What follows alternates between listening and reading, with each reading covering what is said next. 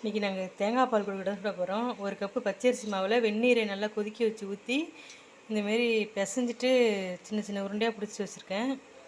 இதில் வந்து முதல் தேங்காய் பால், ரெண்டாவது தேங்காய் பால் வந்து மிக்சியில் இருக்குது. இங்கே தண்ணி கொதிச்சிட்டு இருக்கு. ஒரு கப்பு அரிசி மாவுக்கு ஒரு கப்பு வெல்லம் பாவு காய்ச்சி வச்சுக்கணும். ஒரு அரை டம்ளர் தண்ணி ஊற்றி காய்ச்சி வச்சிங்க. இப்போ தண்ணி நல்லா கொதிச்சிட்ருக்கு. இதில் வந்து இப்போ இந்த உருண்டைங்கள்லாம் இதில் போட்டுக்கலாம்.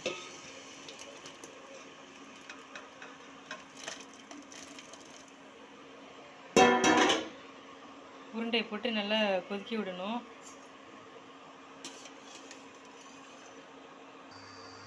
இப்போ உருண்டையெல்லாம் நல்லா வெந்து கொதிக்க ஆரம்பிச்சிட்டு, நல்லா வேக ஆரம்பிச்சிட்டு பாருங்கள், கொதிக்குது. இது நல்லா வெந்துட்டு இருக்கும்போது ரெண்டாவது எடுத்து தேங்காய் பாலை இதில் ஊற்றிக்கலாம்.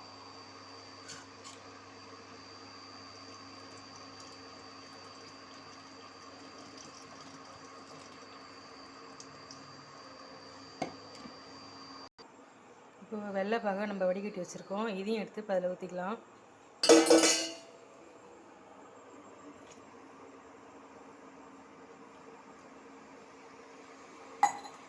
ஊற்றி நல்லா கிண்டி விட்டுக்கலாம்.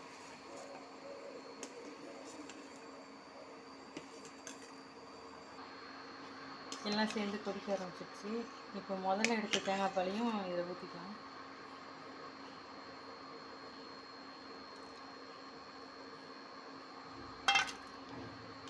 அவ்வளோதாங்க. இதுக்கு ஒரு தாளிப்பு போட்டுக்கலாம்.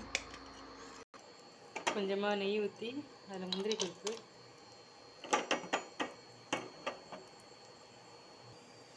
பருப்பு, செவந்தோன்னே இப்போ அதில் எடுத்து ஊற்றிக்கலாம்.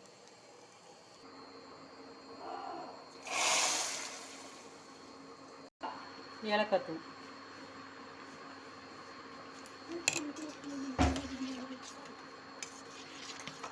போட்டு ஆஃப் ஆகிட வேண்டியதுங்க. அவ்வளோதான். நீங்களும் இந்தமாரி செஞ்சு சாப்பிட்டு பாருங்கள், எப்படி இருந்ததுன்னு சொல்லுங்கள்.